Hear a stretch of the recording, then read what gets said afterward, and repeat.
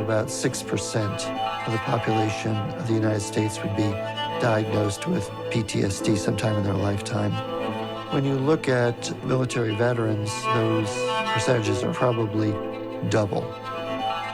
The guy that put PTSD in the DSM, he said, Ken, as you go around and talk to people, tell them this. It was the biggest mistake of my professional career because labels are very heavy to carry. With this label of PTSD, they feel as though their life is over. And so you have a lot of people with a diagnosis and no hope for anything better that's going to happen in their lives. We are so quick to diagnose people, to give them a disorder, to give them medicine, and we pathologize it. Once you assume a label, then you have to have a treatment. You get diagnosed, you get drugged, you get talk therapy to death, and it doesn't work. As one veteran told me, he goes, I expected to lose friends in battle. I didn't expect to lose friends when I got home. You reach a threshold where you just can't tolerate the suffering anymore, and that's where suicides occur. They give us some medicine, some disability payment, and what do we think is going to happen? But they sit on the couch and they drink themselves to death, and they make the life of everybody around them miserable and become toxic. We have to fix that narrative, this narrative of the broken veteran who's got PTSD and is locked up in their house. Our mission is much greater than just helping veterans and first responders. It's trying to transform the way mental health care is done in this country.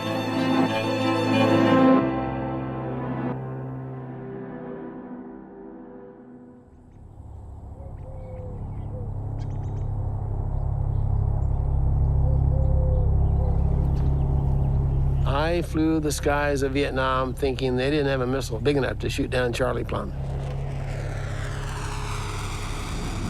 I was assigned with Fighter Squadron 114. We call ourselves the Aardvarks.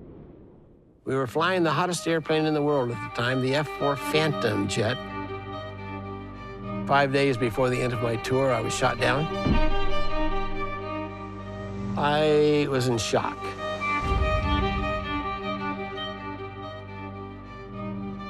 We drove to the formal prison camp in downtown Hanoi. We called it the Hanoi Hilton, just for a joke. Code of Conduct, Article 2. I will never surrender of my own free will. I flew thinking I'm tough enough. I will stick with name, rank, serial number, date of birth. I will never give more than those 4 items. But I had surrendered. I'd given up. Surrender is not in the Top Gun playbook. And I sure gave more than name, rank, serial number, date of birth, and I felt very guilty about that. I felt very ashamed. When you're alone in the dark, you need a baseline. You need to validate your sanity. You need somebody to tell you you're alive. The first prison cell I was in was 8 feet long and 8 feet wide, and I found fairly quickly that the restriction was not the 8 feet between the walls. It was 8 inches between my ears. This is going to be a mental game. So I'm pacing along with this mindset of shame and feeling sorry for myself. In the corner of my prison cell was a little piece of wire, poked through a hole and scratching on my concrete floor, making this chirping noise. So I tugged on the wire, and the wire disappeared right back through that rat hole. Came back about an hour later with a note written on a dirty piece of toilet paper. It said, memorize this code, then eat this note. So I memorized the code and I ate the note. That was to become our basic method of communication in the prison camp, was what we called the tap code. Because you could tap on walls, you could tug on wires. And so it was that real simple validation of another human being was just absolutely vital in our survival. The reason I became a psychologist was I wanted to know how people do well in life. The people who do particularly well in spite of the fact that they've got difficult life circumstances always intrigued me. It's certainly a known experience and phenomenon in human living, but people hadn't really named it. We hit upon post-traumatic growth, and we thought that that would be a good name for it, and it's stuck pretty well. In the simplest explanation, post-traumatic growth is the idea that what doesn't kill us can make us wiser. Wiser about what it means to live a good life, wiser about ourselves, and wiser about the meaning and purpose of our existence. When I talked to Tedeschi, I said to him, do you think we could teach people how to achieve post-traumatic growth in their lives quicker? And he said, you know, nobody's ever asked me that, but I love the idea and I'm willing to help. And that's when Rich locked arms with us and we started to create this program, Warrior Path. Even in the prison camp, when all was gone, our leadership said, we're not victims here. We are warriors here. We will pursue this war till our last dying breath. And it was that whole attitude that turned us from the victim mentality into the victor mentality. The traumatic experience, although none of us want it, if you can learn from it, can be the defining moment of your life. One of the reasons that prisoners of war didn't have PTSD was because we had that network. We had that communication with each other. POWs are living proof for what we call PTG, post-traumatic growth. I have made it through being a prisoner of war for nearly 6 years. What will challenge me more than that? We see a lot of the stories of people who have been damaged by their traumatic experiences, but that's only part of the picture. And I think we have to tell the rest of the story.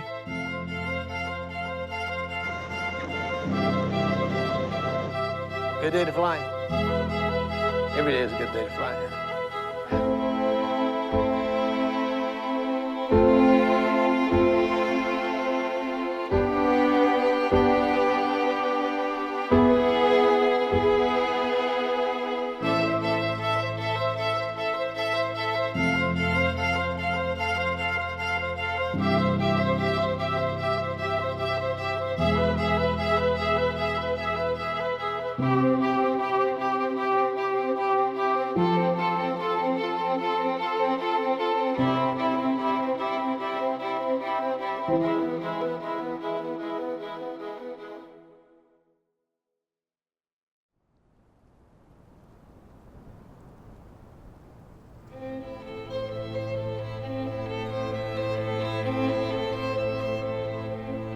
It was my ideal job in my mind.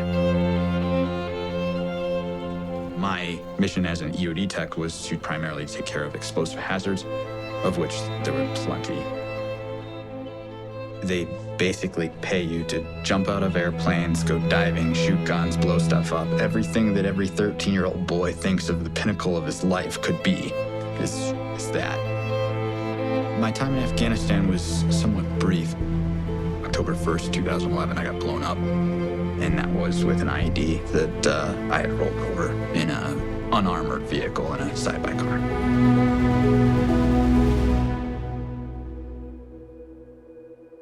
I spent 21 years in the Navy. I was a bomb disposal specialist.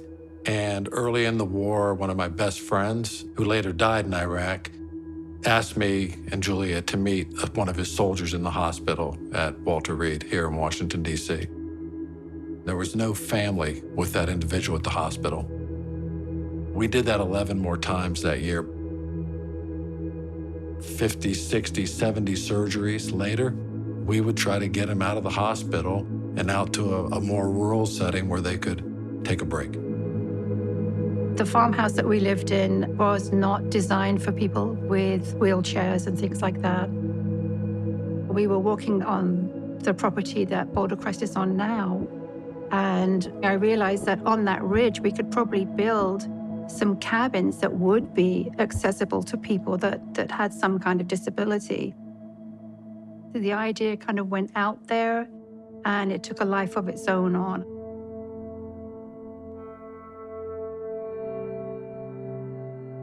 When I came back from Afghanistan, getting my medical disability and ratings and everything, I specifically was like, no, I don't have PTS. Looking back after 11 and a half years, I'm learning that the trauma that even just I experienced had more layers than I expected, because I could only deal with what my bandwidth would allow me to do at that given time. What we knew early on was as the war wound down, the physical injuries would wind down, and what we would see arise on would be these invisible injuries of war. And as we started to see that taking place, we created our own programming around these invisible injuries, specifically PTSD, depression, anxiety, the things that occur with the transition in and out of the military. And that started our first program, Warrior Path. Warrior Path is the first ever program that's based on the science of post-traumatic growth. It's designed to ensure that men and women who come from the combat veteran and first responder communities can continue to be of service to the people they care about most, which includes their communities and their families. I wanted to go through the PATH program. It's not therapy, it's training. It's training on how to deal with struggle in life.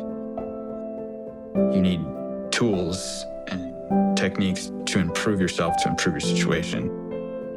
I gained a tremendous amount of emotional intelligence that I did not have in any way, shape, or form before that. It's to ensure that these men and women can transform struggle in whatever form it may be, severe anxiety, depression, suicidal ideation, transform that struggle into strength and post-traumatic growth. Things have happened and you can't forget the experience. You can't do away with it. You can't throw it away. But as we said yesterday, struggle is both inevitable and valuable. When you disclose the things that have happened in your life, you get to organize and reshape those core beliefs. You get to determine what they mean. If you can create that sense of motivation and you combine it with effective practices that people can use to move their life forward, what you see is that people can fundamentally achieve sustained transformation. Walking around as a triple amputee every day, I encounter people who see me and immediately assume that I understand overcoming struggle, overcoming trauma. To go through struggle and be the only one to benefit from it would be selfish. I think there's even more healing and more fulfillment that comes from sharing the benefit of that experience with the others who need it.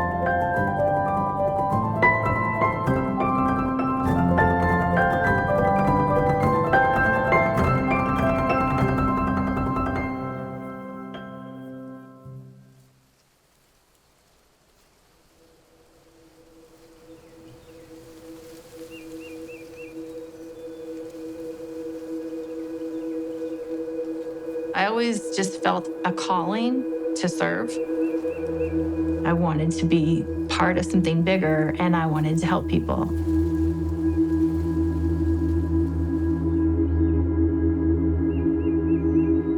I came home from my deployment in Iraq and then started to go through a really nasty divorce and custody battle. I had no plan. I didn't want to be here anymore. I was tired. I wanted to go to sleep and not wake up. And that's not a good place to be.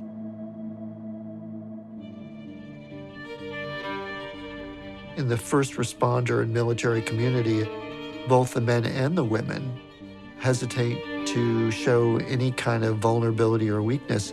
It's a two-edged sword, this stigma. It's not only about not wanting to admit something's wrong, but it's about knowing that their friends have been through this stuff before and it doesn't work. Why should I try? I was denying everything and didn't want to face what could possibly be going on in my brain. It was just a matter of time before all of those things would catch up because I just kept shoving them in little boxes and shoving it in the back corners of my brain and saying, I'll deal with that later.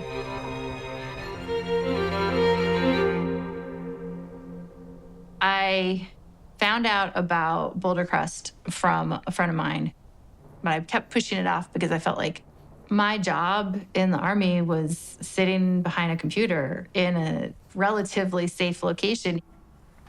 The people who are on the front lines, they're the ones who really, really need this. It took me a year and a half to finally realize that I needed it. It was gentle nudges that finally got me to attend Warrior Path. If I didn't get anything out of this, I didn't know where I would be. What is distinct about our approach is the philosophy it's based in, is this idea of that it's possible to grow in the aftermath of trauma. Because with that is embedded so many things: hope, agency, direction, forward movement, a willingness and capacity to believe that your actions will create change in your life. There were 7 participants, all female, all different branches of service. We've been through a lot of the same stuff, and we were able to find those connections. It's the reason why we're a training organization. We're not a treatment organization or a clinical organization, because we're training people to struggle well, to live life in terms of all of the ups and downs they may encounter, and to find the capacity to grow in the midst of that. I'll tell you, disclosure is a really powerful thing. Shame has no power when you speak about it, you talk about it, and you share it, and it doesn't have power over you anymore.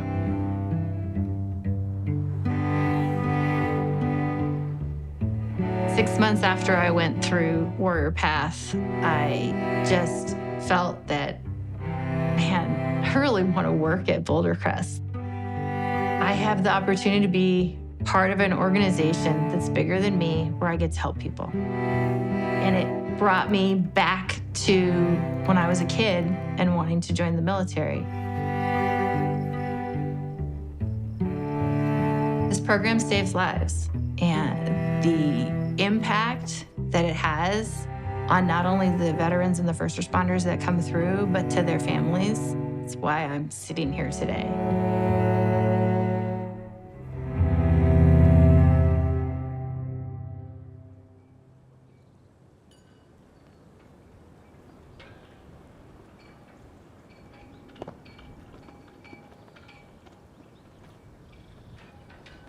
Food for thought today. If you do what is easy, your life will be hard. But if you do what is hard, your life will be easy. Who's gonna tell me what that means in your own words?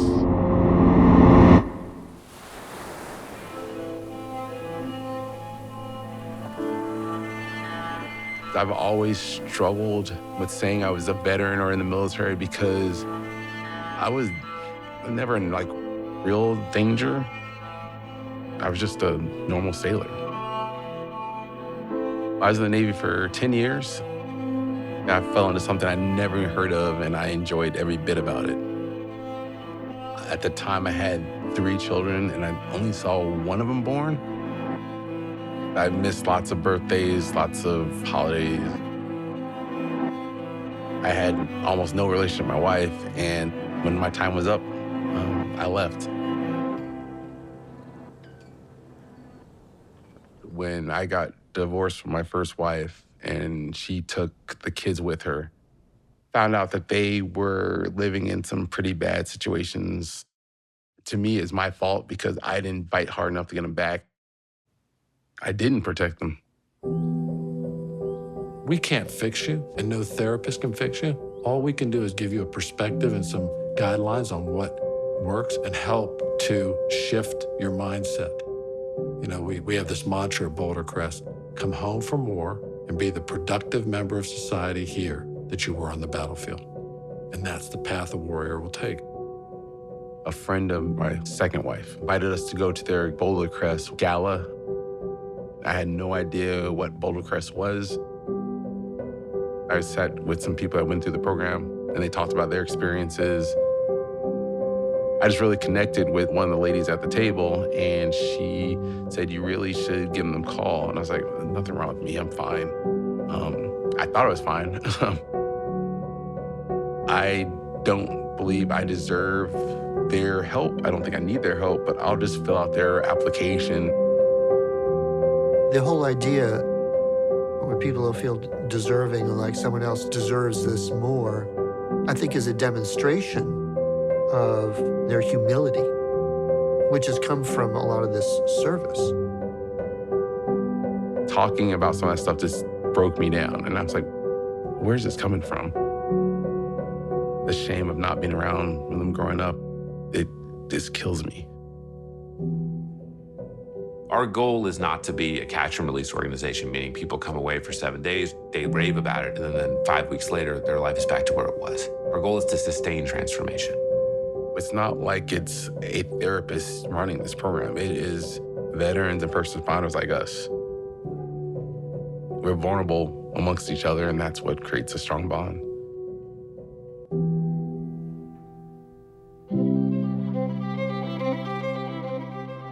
I volunteer here as a strength coach and one of the football coaches here. There you go, good, good. Leave an ego at the door. One thing I try to teach these kids is we're not making mistakes if we can learn from them. Elbows, elbows. That element of service in post-traumatic growth is something we really focus on a lot. Their lives have already been about service. They get it. They understand that. The epitome of post-traumatic growth is this idea of becoming an expert guide, meaning that you've made it through a traumatic journey, and now you can turn around and help others through theirs. One healthy Warrior Path graduate will affect 500 people in his life.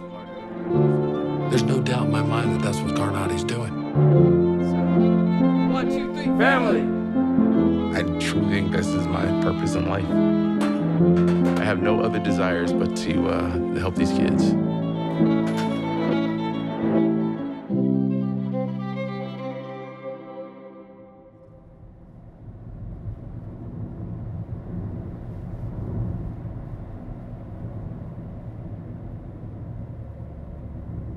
Been in law enforcement for 43 years. When I go back to the 1980s, because of the violence that was going on in Miami and in the country, really, you would see the public coming out and supporting the police department. Era comes along where we have COVID-19, defund the police, and all these things are going on. We're not getting the amount of applicants that we used to get, and the quality of applicants that are applying, we're not getting that either. New recruits are saying, why am I gonna put in for that when it's not appreciated by anybody? I'm gonna give up my life for that? Too many people have started to get the story that it's just too dangerous to work as a first responder. You suffer too much, you pay too high a price. So who wants to do that? It's a known thing in police work. We don't talk. We keep it inside. Put it up, chew it down, swallow it down, take care of it. But you don't show it, you never do, because you can't show any type of weakness. Last year, 168 police officers died because of suicide.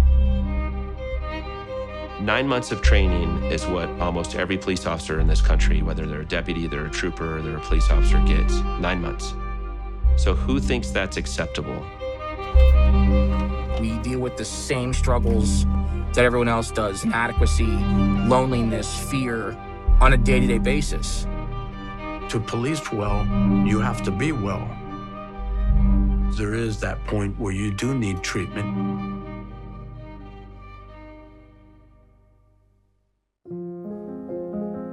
Roughly about 2 years ago, I was the president of the Miami-Dade County Association of Chiefs of Police. What I wanted to do was dedicate my year in the presidency to an officer wellness program.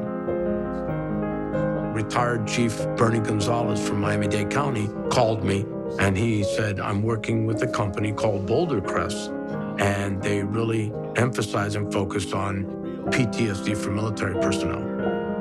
And what they wanted to do now is focus more on the first responder part of it. Our Struggle Well training effort is designed to bring the principles and practices of post-traumatic growth into the military and first responder communities.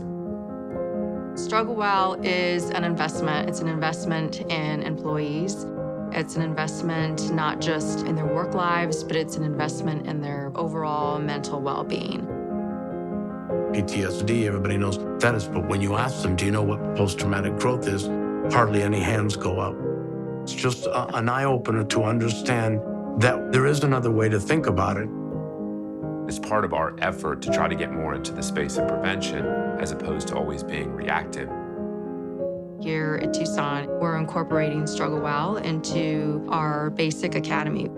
They're given that baseline to think about those calls that they're going to be going on and really giving them the tools before they go out there and experience those actual calls. This is not an add-on class for our organization. This is a culture shift. It was just incredible. It took off from that moment. We say something the first day whenever we get in there. It's not about your department. This training is for you. You take it a little step higher for us when you put on that uniform, because now you got to deal with other people's struggles when maybe you're not even there for yourself yet.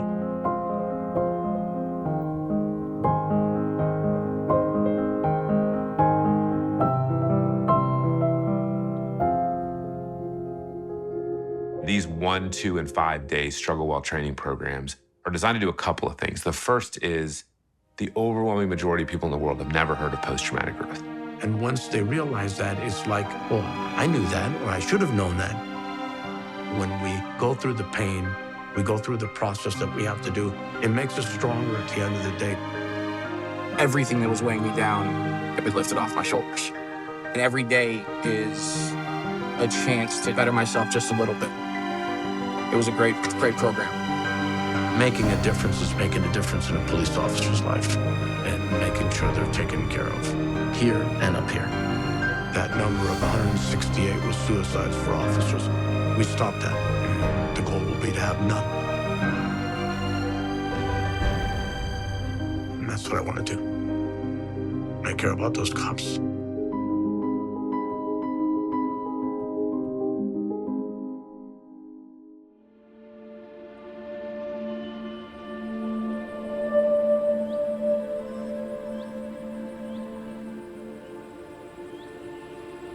I always drew.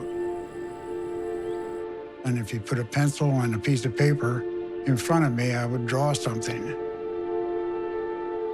When I was in the Marine Corps during Vietnam, a friend of mine had designed a buzzard and put it on our newsletter. It's the mascot of Marine EOD now. It's so ugly that the only people that could love it are Marine EOD. It gives them something real personal to the job that they did.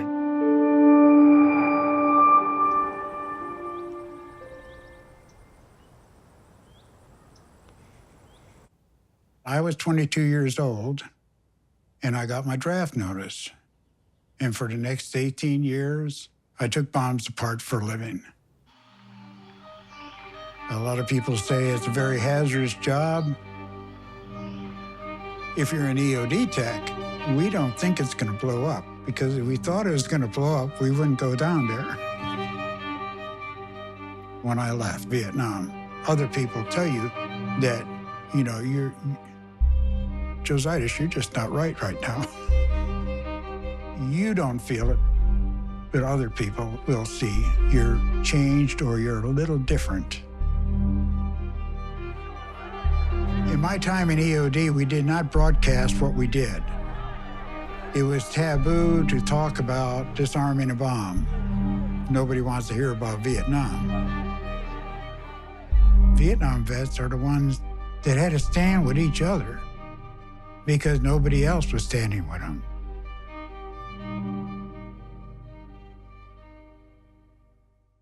Look at him hugging him. That's precious. I love that picture.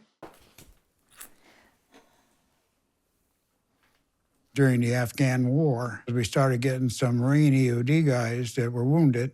So I started painting buzzards for them. And this was the first one you did. Johnny Morris. Yeah. 2011 was a bad year. Yeah.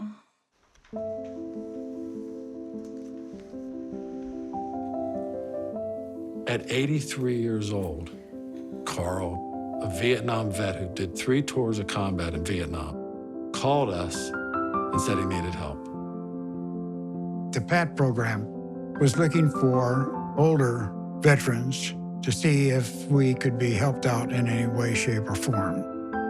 I retired from the Marine Corps in my early 40s, and now I was going into a program in my 80s.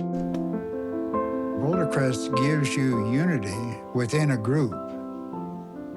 We learn to live with our limps and our bruises and our cuts. And that doesn't make them go away. We just learn to live with them. Building this movement that we're engaged in to proliferate these notions of post-traumatic growth in a number of ways and avenues is going to take a long time. Vietnam is over 50 years ago. I'm here. I went through this program and did me some good. 50 years from now, it will still be a valuable, valid program for our veterans. I have an old statement about opportunity knocking. As you get older, the knocks get lighter. But that doesn't mean they're not there. You just have to listen for them.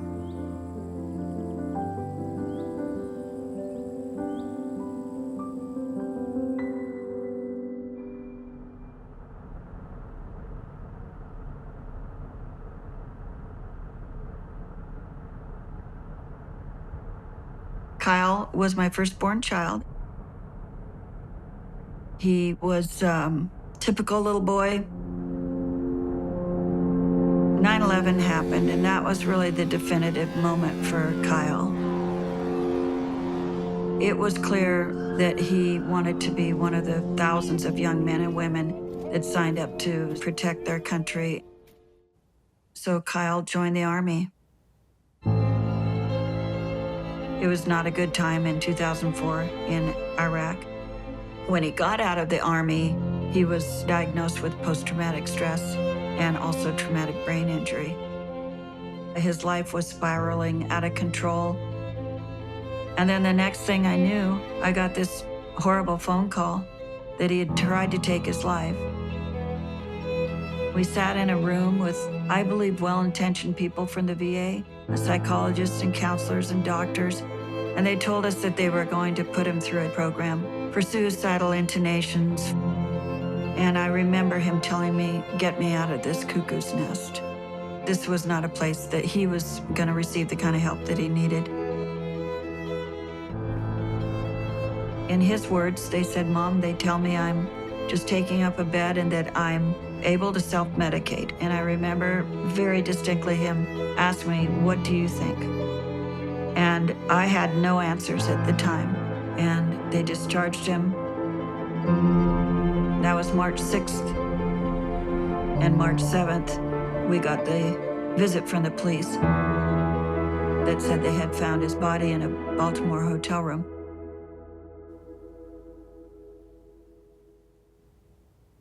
Boulder Crest is looking to solve a huge problem.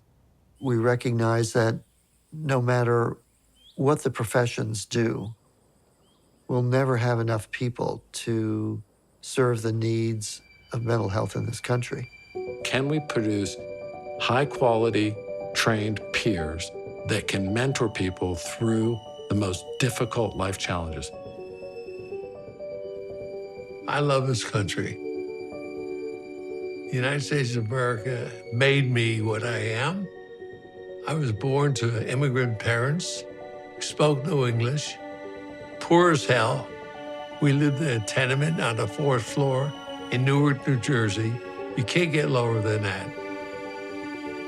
And I look at my circumstances today and I say, God has been good to me, but I owe something to this country. We started the Avalon Action Alliance because there was a void.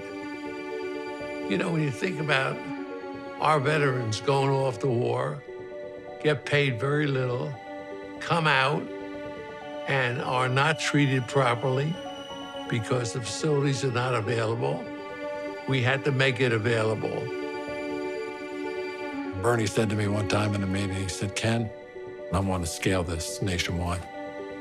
Last thing I want you to do, and then we're going to We got $1 million from Bernie Marcus to finalize the curriculum, to study it for 18 months. And 18 months after that, what we learned was the program was 5 to 7 times more effective than traditional mental health care. We have demonstrated very well that our programs work. We have data that has shown that. Now that people have started to learn that, more and more people are coming to us and wanting to participate.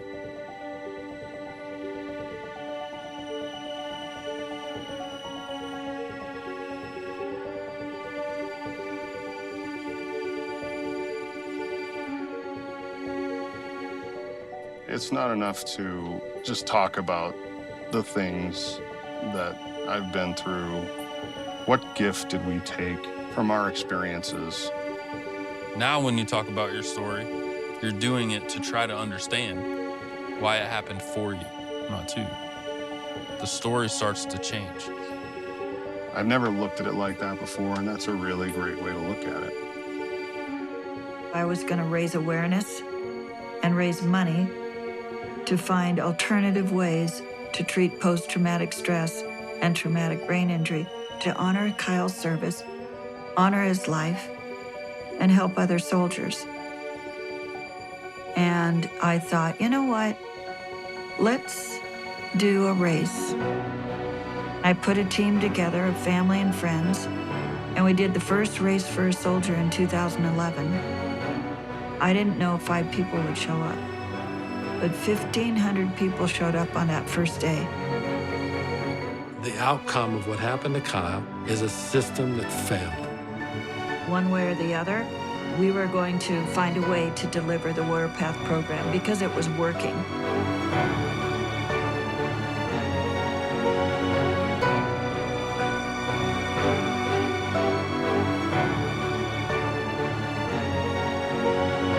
When you get it right, and then you scale it, everybody wants to be a part of it. And that's what we're trying to do.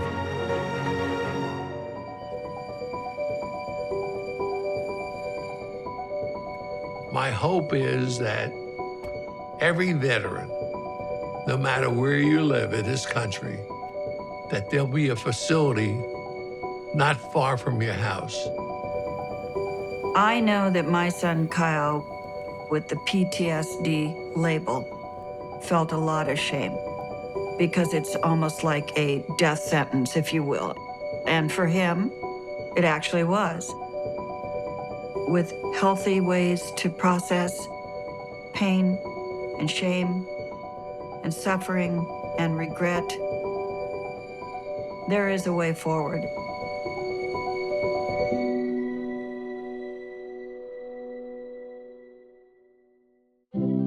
PTSD, in so many respects, has become this catch-all diagnosis. We have certainly created a medical model and 500,000 people to treat it. And it doesn't work. But people spend money on it over and over and over again. The dynamic for mental health is really one that's incredibly negative, and it's all focused on diagnosis, disorder, dysfunction, and disconnection. What we need to do is we need to fundamentally change that world. We need to educate people about post-traumatic growth so that they see the possibilities. There's more than the suffering that they're going through. When you have peers helping peers, you have people who've been there and done it. That's the power of humanity, that we can help each other get through these challenges. And that's why it works.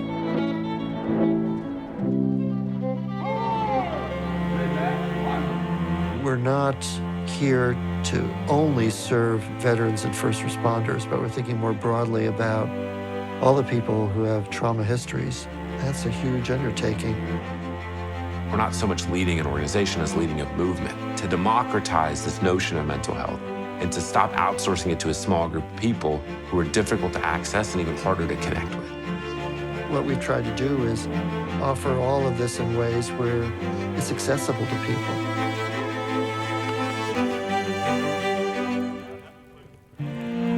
While the words post-traumatic growth may be new as of 1995, the truth is the idea that they embody are literally as old as human beings. And somehow we've gone from that to a world where when you do suffer, now you have a disorder, it's permanent, and the best you can do is try to focus on feeling less bad. And that's the world we have to change, because it's literally killing people. When I think about fixing this narrative about the broken veteran, that really is about reminding these men and women that their obligation and responsibility as warriors is that they have to continue to be of service. They're needed in their community to be of value. We're not trying to create something new. We're trying to come back to something that human beings have known since the beginning of time. That's what post-traumatic growth is.